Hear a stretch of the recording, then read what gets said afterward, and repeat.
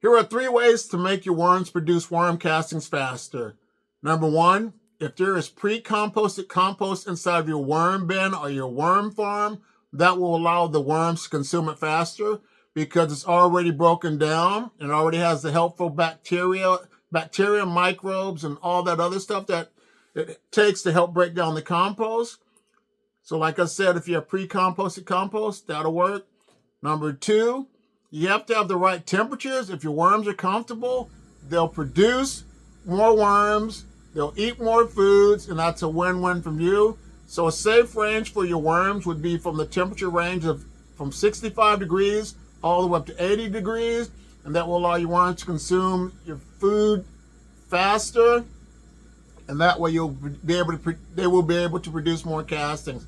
And the last way is to blend up your food.